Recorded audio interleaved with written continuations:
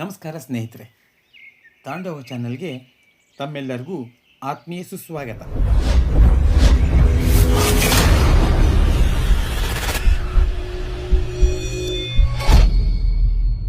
ಸುಬ್ರಹ್ಮಣ್ಯ ಸೃಷ್ಟಿಯ ಬಗ್ಗೆ, ಅದರ ಮಹತ್ವದ ಬಗ್ಗೆ ತಿಳಿದುಕೊಳ್ಳೋಣ. ಶಿವಪಾರ್ವತಿಯರ ಪ್ರೀತಿಯ ತನೆಯನೇ ಕಾರ್ತಿಕೇಯ. ಆ ಸ್ವಾಮಿಯನ್ನು ಷಣ್ಮುಖ ಎಂದು ಆರಾಧನೆ ಮಾಡುತ್ತೇವೆ. ಷಣ್ಮುಖ ಎಂದರೆ 6 ಮುಖಗಳು ಉಳ್ಳವ ಎಂದು. ಅವುಗಳೇ ಜ್ಞಾನ, ವೈರಾಗ್ಯ, ಶಕ್ತಿ, ಕೀರ್ತಿ, ಸಂಪತ್ತು, ಬಲದ ಪ್ರತೀಕವಾಗಿವೆ. ಲೋಕಕಂಟಕನಾದ ತಾರಕಾಸುರನನ್ನು ಸಂಹರಿಸಬೇಕೆಂದು ದೇವತೆಗಳ ಆಶಯ ಸಿದ್ಧಿಗಾಗಿ ಜನ್ಮಿಸಿ ಆ ಬ್ರಹ್ಮ ರಾಕ್ಷಸನನ್ನು ಸಂಹರಿಸಿದ ಬಾಲವೀರನೇ ಕುಮಾರಸ್ವಾಮಿ. ಕುಮಾರಸ್ವಾಮಿಯನ್ನು ಸುಬ್ರಹ್ಮಣ್ಯ ಸೃಷ್ಟಿ ಎಂದು ಪೂಜಿಸಿ ಆಶೀರ್ವಾದ ಪಡೆಯಲು ಆಚರಿಸುತ್ತೇವೆ. ಪರಮಶಿವನ ತೇಜಸ್ಸನ್ನು ಅಗ್ನಿದೇವನು, ಗಂಗಾದೇವಿ, ಭೂಮಾತೆ, ಕೃತ್ತಿಕರು ಸಹಿಸಿಕೊಂಡಾಗ ಉದ್ಭವಿಸಿದವರೇ ಸುಬ್ರಹ್ಮಣ್ಯ. ಅಗ್ನಿಯಿಂದ ಆಗ್ನೇಯನಾಗಿ, ಗಂಗಾದೇವಿಯಿಂದ ಗಾಂಗೇಯನಾಗಿ, ಕೃತ್ತಿಕರಿಂದ ಕಾರ್ತಿಕೇಯನಾಗಿ, ಭೂಮಾತೆಯಿಂದ ಭೌಮನಾಗಿ, ಪಾರ್ವತಿ ಪರಮೇಶ್ವರ ಪುತ್ರನಾದ್ದರಿಂದ ಕುಮಾರನಾಗಿ, ವಿಶಾಖನಾಗಿ ಕರೆಸಿಕೊಳ್ಳುತ್ತಿದ್ದಾರೆ. 6 ಕೃತ್ತಿಕರ ಕ್ಷೀರವನ್ನು 6 ಮುಖಗಳಿಂದ ಒಂದೇ ಸಲ ಸೇರಿಸಿದ್ದರಿಂದ ಷಣ್ಮುಖನಾಗಿ ಸ್ಮರಿಸಲ್ಪಡುತ್ತಿದ್ದಾರೆ. ಸುಬ್ರಹ್ಮಣ್ಯ ಸ್ವಾಮಿ ಓಂಕಾರ ಸ್ವರೂಪನು. ಸುಬ್ರಹ್ಮಣ್ಯ ಷಷ್ಠಿ ಎಂದು ಸ್ವಾಮಿ ಜನಿಸಿದ್ದಾರೆ ಎಂದು ಕೆಲವರು, ವಿವಾಹವಾಗಿದ್ದಾರೆ ಎಂದು ಮತ್ತೆ ಕೆಲವರು ಭಾವಿಸುತ್ತಿದ್ದಾರೆ. ಇಂದು ಶ್ರೀವಲ್ಲಿ ದೇವಸೇನ ಅಮ್ಮನವರ ಜೊತೆ ಸ್ವಾಮಿಗೆ ಕಲ್ಯಾಣ ಮಾಡುತ್ತಾರೆ.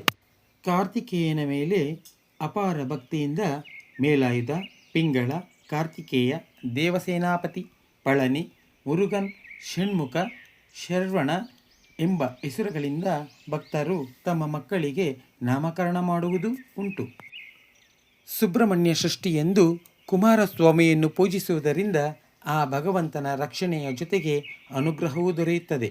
ಮದುವೆಯ ತಡವಾಗುತ್ತಿರುವವರು, ಸಂತಾನ ಇಲ್ಲದವರು, ಕಾಳಸರ್ಪ ದೋಷ ಇರುವವರು ಸುಬ್ರಹ್ಮಣ್ಯ ಸ್ವಾಮಿಯನ್ನು ಆರಾಧಿಸುವುದು ಬಹಳ ಶುಭಕರ. ಸುಬ್ರಹ್ಮಣ್ಯ ಷಷ್ಠಿ ದಿನ ಭಕ್ತರ ಪೂಜಾ ವಿಧಾನ ನೋಡುವುದಾದರೆ, ಮನೆಯಲ್ಲಿ ದೇವರ ಕೋಣೆಯನ್ನು ಶುಚಿಗೊಳಿಸಿ ಪೂಜೆ ಮಾಡಿ ಸ್ವಾಮಿಯ ಶ್ಲೋಕಗಳು ಅಥವಾ ಅಷ್ಟೋತ್ತರಗಳನ್ನು ಹೇಳಿಕೊಂಡು ದಿನವೆಲ್ಲ ಉಪವಾಸವಿದ್ದು ಸ್ವಾಮಿಗೆ ಬಾಳೆಹಣ್ಣು, ತೆಂಗಿನಕಾಯಿ ನೈವೇದ್ಯವಾಗಿ ಅರ್ಪಿಸಬೇಕು. ಅದೇ ರೀತಿ ಸಾಧ್ಯವಾದರೆ ಅಂದೇ ಸುಬ್ರಹ್ಮಣ್ಯ ಸ್ವಾಮಿಯ ದೇವಾಲಯಕ್ಕೆ ಹೋಗಿ ಪೂಜೆ ಸಲ್ಲಿಸಿ ಬರಬೇಕು. ಈ ದಿನ ಸ್ವಾಮಿಗೆ ಕೆಂಪು ವಸ್ತ್ರ, ಕೆಂಪು ಹೂ ಅರ್ಪಿಸಿದರೆ ಕುಜಗ್ರಹ ದೋಷಗಳು ನಿವಾರಣೆ ಆಗುತ್ತವೆ ಎಂದು ಶಾಸ್ತ್ರದಲ್ಲಿ ವಚನವಿದೆ.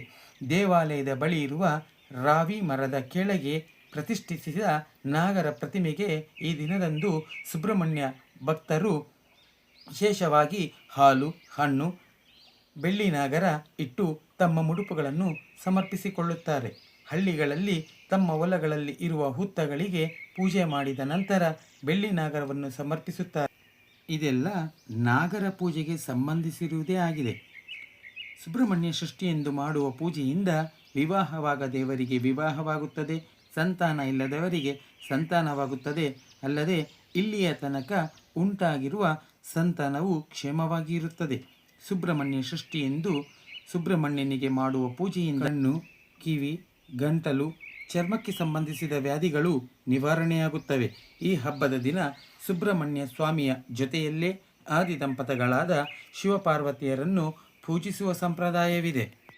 ಮದುವೆಯಾಗದವರು, ಸಂತಾನ ಇಲ್ಲದವರು, ಕುಜದೋಷ, ನಾಗದೋಷ ಇರುವವರು ಪಂಚಮಿ ದಿನದಂದು ಉಪವಾಸವಿದ್ದು ಷಷ್ಠಿ ದಿನದಂದು ಕುಮಾರಸ್ವಾಮಿಯನ್ನು ಪೂಜಿಸಿದರೆ ಅವರಿಗಿರುವ ಈ ದೋಷಗಳೆಲ್ಲ ತೊಲಗಿ ಹೋಗುತ್ತವೆ. ಇಲ್ಲಿಯ ತನಕ ಸುಬ್ರಹ್ಮಣ್ಯ ಸೃಷ್ಟಿಯ ಬಗ್ಗೆ ಒಂದಿಷ್ಟು ಮಾಹಿತಿಗಳನ್ನ ತಿಳ್ಕೊಂಡಿದ್ದೀವಿ.